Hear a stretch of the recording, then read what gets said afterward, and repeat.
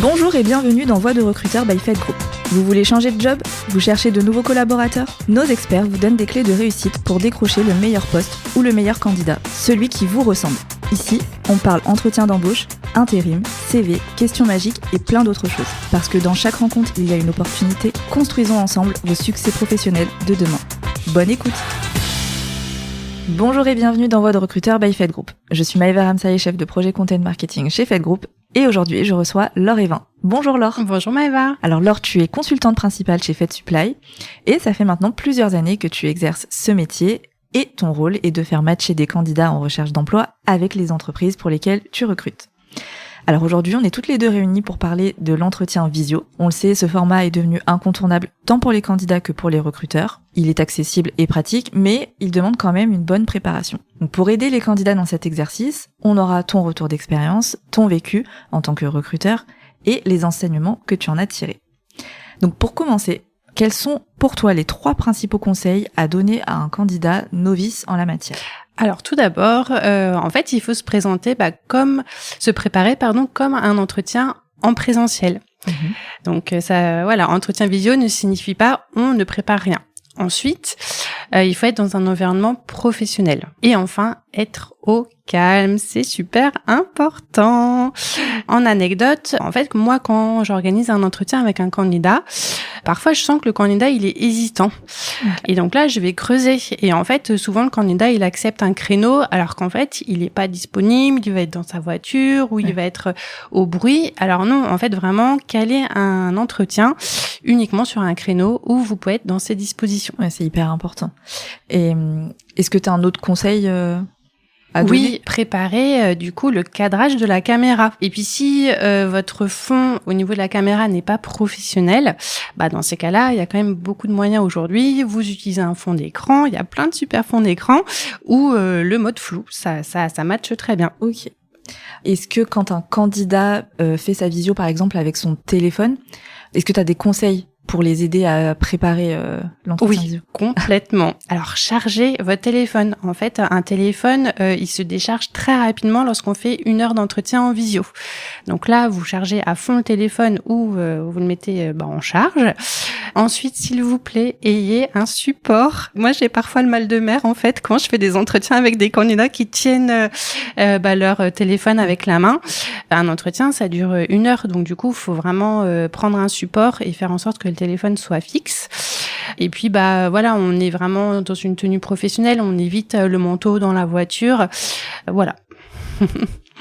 Super. Alors en parlant d'anecdotes comme tu nous as dit tout à l'heure, est-ce que tu peux nous raconter un moment où tu as senti qu'un candidat perd des pieds? Qu'est-ce que tu as pu faire à ce moment-là pour l'aider à revenir dans l'entretien? Alors j'ai un souvenir en effet une fois d'un candidat, c'était vers la fin de l'entretien. D'un coup, il y a un de ses enfants, il s'est mis à frapper très fort et de manière mais vraiment persistante. Et en fait, le candidat, il a vraiment commencé à s'énerver contre son enfant. Et du coup, moi, j'étais mal à l'aise. Du coup, l'entretien s'était arrêté. Et c'est vrai que ça a un peu gâché, je dirais, l'avis, l'opinion que j'avais sur ce candidat-là. Et puis lui, il n'était pas dans de bonnes dispositions, du coup, pour terminer un entretien. Donc, ce que je conseille, c'est vraiment de prévenir, le candidat doit prévenir son entourage. Et si jamais il y a vraiment une urgence, dans ces cas-là, de me demander de gérer l'urgence, de couper le son et la visio et de revenir au plus vite en s'excusant. Mais voilà, ne pas entacher un entretien avec ce genre de comportement, c'est dommage. Oui, ça risque de gâcher la fin de l'entretien. Et j'imagine que tu as aussi d'autres exemples. Ça fait un moment que tu exerces les entretiens avec les candidats. Oui, c'est vrai qu'on voit plusieurs éléments qui peuvent du coup nuire un petit peu à la qualité de l'entretien, à l'échange. Je peux t'en donner plusieurs des exemples. Il y a par exemple un candidat, une fois, il s'est retrouvé dans le noir. C'est vrai que quand la nuit tombe rapidement, c'est dommage, il a fallu que je lui dise au bout de plusieurs minutes, là je suis désolée, je vous vois plus. Je voyais plus du tout le candidat tellement il était dans le noir. Et je lui ai demandé d'allumer. Et bon, il a mis du temps à se déplacer, à aller jusqu'à l'interrupteur de sa pièce pour allumer.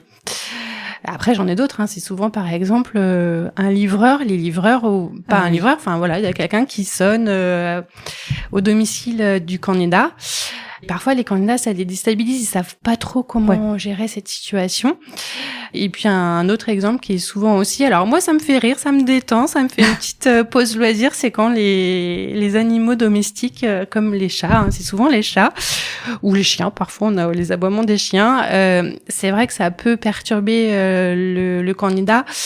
Donc, si on peut éloigner les animaux domestiques, et à nouveau, en fait, c'est la ligne directrice, c'est le cadre professionnel. C'est vrai que voilà, un animal domestique, malheureusement, ça fait pas partie d'un contexte et d'un cadre professionnel. Et alors, qu'est-ce que tu peux conseiller quand il y a des événements qui arrivent et qui ne sont pas du fait du candidat? Du coup, ce que je peux te redire, c'est vraiment briefer son entourage. Donc là, c'est vraiment une clé, c'est hyper important parce que c'est vrai que qui dit entretien en visio dit généralement qu'on fait un entretien à son domicile. Ouais. Donc on vit en effet avec des animaux et avec une famille, avec des enfants. Donc c'est vraiment briefer son entourage, faire en sorte que les enfants ils soient pas là à déranger papa maman et qu'on voit pas le bébé sur le genou de la maman qui fait tout l'entretien, parce que ça arrive en fait. Et donc du coup voilà, une fois qu'on a briefé son environnement, déjà le candidat il mise toutes ses chances pour être au calme pendant l'entretien. Et après, si jamais vraiment ça arrive, c'est vraiment l'astuce que je te disais, c'est on s'excuse, on demande quelques secondes pour gérer l'imprévu de l'interphone ou de l'enfant qui a vraiment une urgence. Mais voilà, on reste professionnel. Si la caméra est coupée, qu'après on s'excuse, c'est très bien. On comprend complètement qu'il puisse avoir des imprévus alors que le candidat il est dans un cadre en effet privé. Après, concernant du coup les baisses de batterie, la batterie qui est en train de s'éteindre, là le conseil, c'est tout simplement, c'est un conseil pragmatique, on branche son ordinateur, on branche son téléphone, on fait en sorte que la batterie soit au maximum avant de commencer un entretien. Pour l'éclairage, c'est tout simple pareil, on allume, mais il faut y penser en fait. C'est vrai que quand on n'a pas l'habitude des entretiens ou qu'on n'a pas été amené à faire un entretien en fin de journée, ou même parfois quand il y a beaucoup de nuages, ça m'est déjà arrivé même en pleine journée de plus bien voir le candidat parce qu'il y avait plein de nuages qui cachaient le soleil. Donc voilà, prévoyez en effet un éclairage. Voilà en gros les quelques conseils pragmatiques que je peux donner. Oui, il faut mettre toutes les chances de son côté et essayer d'anticiper au maximum. Alors on le sait aussi que l'entretien en visio change un petit peu les codes. Qu'est-ce que la visio te permet de détecter mieux que le présentiel, et à l'inverse, qu'est-ce qu'elle peut te faire rater? Alors, ce qu'elle peut me faire mieux détecter, c'est l'adaptabilité aux outils informatiques. Donc là, on est en plein dans un environnement informatique avec une visio, souvent visio Teams. Donc c'est vrai que les collaborateurs qui n'ont pas l'habitude d'utiliser un ordinateur ou d'utiliser de la visio, ceux-là, il faut qu'ils soient habitués, il faut qu'ils s'entraînent en amont ou qu'ils se forment, parce que là, si quelqu'un est pas à l'aise et quand ça bug, quand ça ne fonctionne pas ou quand il n'y a pas la caméra qui s'allume, ou les candidats qui nous appellent 5 minutes après le début de l'entretien pour nous dire j'arrive pas à nous connecter, ça arrive souvent. Ouais. Et là, c'est vrai que on s'interroge sur l'adaptabilité informatique, et aujourd'hui, dans beaucoup de postes, il faut être à l'aise en informatique. Après, à contrario, du coup, l'inconvénient, nous, recruteurs d'un entretien en visio, c'est que le langage corporel qui est très présent en entretien en présentiel, ou même la chaleur humaine, les émotions, c'est vrai qu'il y a un petit peu une barrière finalement avec cette visio.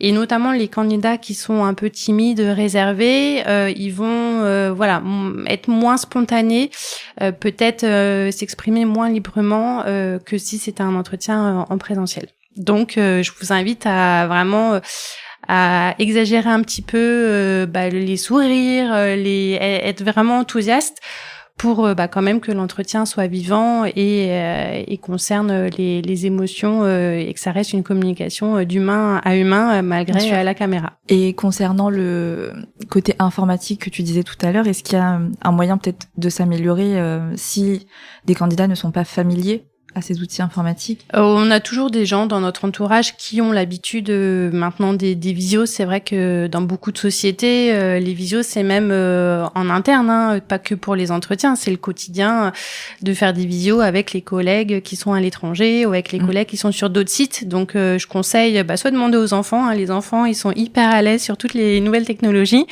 pour briefer papa, maman qui seraient peut-être moins à l'aise parce que ils sont en poste depuis 15 ans et qu'ils sont dans un environnement où il y a peut-être moins l'outil informatique, la visio d'utiliser, ou quelqu'un de l'entourage qui a l'habitude et qui peut former. Il suffit d'être briefé pendant 10 minutes et après ça va. Très bien. Un autre point à aborder, par exemple, quand l'énergie retombe avec un candidat, s'il est, je ne sais pas, gêné ou que le rythme devient haché, comment tu fais pour relancer l'entretien et recréer du lien avec le candidat? Alors moi, je pose vraiment des questions très pratico-pratiques. Par exemple, je vais demander au candidat de me décrire une journée type. Donc là, je mets le candidat à l'aise et c'est pas une question piège. En fait, je vais juste lui demander de me parler de son quotidien. Donc là, généralement, le candidat, il arrive en effet à retrouver des éléments pour me parler de son expérience professionnelle et de ses compétences. Et après, il faut aussi se dire que quand il y a des blancs, c'est ok. Enfin, on a le droit de réfléchir, on a le droit de se replonger dans une expérience qui peut-être est lointaine, ou si on s'est pas préparé à l'entretien, c'est un peu plus compliqué de retrouver certains éléments de son poste. Mais voilà, tant que les pauses, les blancs ne sont pas trop longs, c'est ok aussi d'avoir quelques secondes de réflexion pour poser, réfléchir à ce qu'on va dire. Très bien. Eh bien, l'épisode touche à sa fin. Si tu pouvais me donner un seul conseil à un candidat juste avant qu'il clique sur rejoindre la réunion, quel serait-il et pourquoi? Vraiment se préparer, hein. Je vais te redire ce que je disais en amont de cet échange. Ne prenez pas un entretien visio à la légère. Faites une préparation comme vous le feriez en entretien en présentiel. Et puis voilà, préparez vraiment tous ces aspects techniques, l'environnement, et connectez-vous peut-être 2 minutes avant l'entretien. Comme ça, vous êtes sûr que la caméra fonctionne et que le cadrage est impeccable. Super, et merci Laure pour cet échange. Merci Maëva. J'espère qu'il vous aura aidé à avoir des réponses à vos questions pour réussir vos entretiens en visio. Si vous avez aimé l'épisode, n'hésitez pas à le partager ou laissez-nous une étoile ou un commentaire. Et pour ma part, je vous donne rendez-vous pour un nouvel épisode prochainement. À bientôt. À bientôt. Merci pour votre écoute. Nous espérons que ce temps de partage vous a plu. Abonnez-vous pour plus d'histoires professionnelles et de témoignages enrichissants. Suivez-nous sur LinkedIn et retrouvez nos offres d'emploi sur notre site carrière fed-group.fr.